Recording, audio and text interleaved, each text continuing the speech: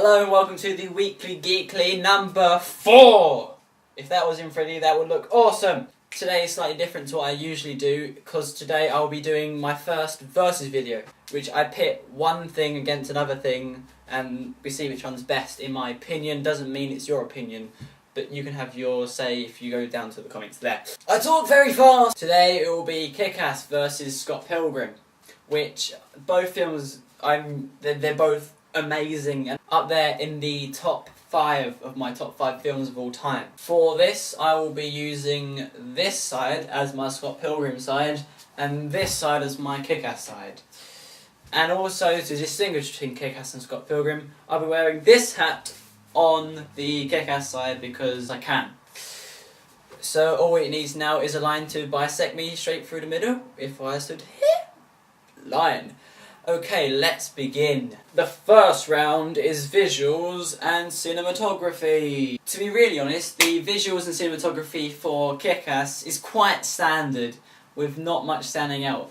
I did like the way some of the shots were framed, and it was really nice and lovely. On the other hand, Scott Pilgrim uses lots of little things. For instance, there's 7 X's. You can see them all in places, and the number of each X crops up in places there, and the lighting in the bus scene, if you look really closely behind Ramona there's X's, and behind Scott there's love hearts, to show that he loves her and she has X's. Scott Pilgrim wins! The next round will be soundtrack. Kick-Ass uses a brilliant soundtrack with songs from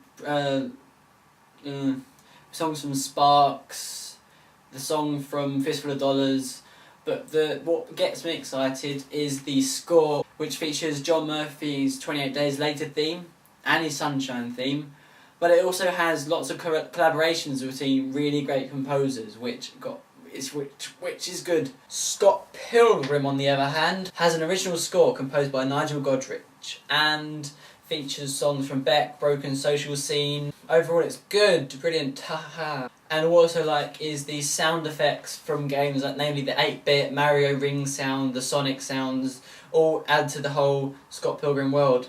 But for me, I would have to say Kick-Ass wins this round, which brings the score to 1-all on both sides. The next round will be performance.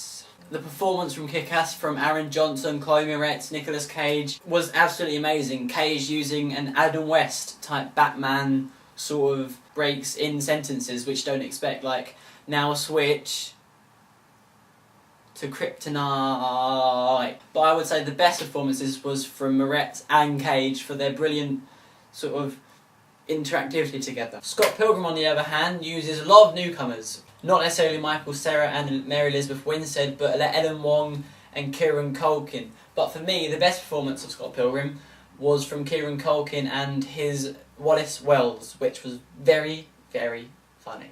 But I would have to say that Kick-Ass wins this round. So the scores are 2 to Kick-Ass and 1 to Scott Pilgrim. And now for a round which is sort of close to my heart, it is editing and special effects. Kick-Ass does some basic editing, not really too special. The thing that wowed me was in the scene where there's 2 parallel mirrors and the camera's there in the middle, but you can't see the camera. I thought that was a really good one, so that's all good. Scott Pilgrim, on the other hand, uses brilliant fast editing for fight scenes, which Edgar Wright had something to do with, because he's just brilliant at fast cutting and crash zooms and all that. And what also got me excited was the aspect ratio change. So this here will be 16:9, and it went to like here. It's like a slither. And also the kinetic typography on the comic book onomatopoeic words like kapow and stuff really caught my attention. So for this round, Scott Pilgrim wins. So it would be 2 and 2. And it goes into the final round, which is my verdict, and probably you have a different opinion on it. I'm going to do this sort of going between the line, which would be here. I think both films are highly compatible for my personal film of the year. It's up there with Inception. They're both up there with Inception, so it's all good. But if I had to choose one, which is the hardest decision I've ever had to make, apart from choosing toast or a croissant.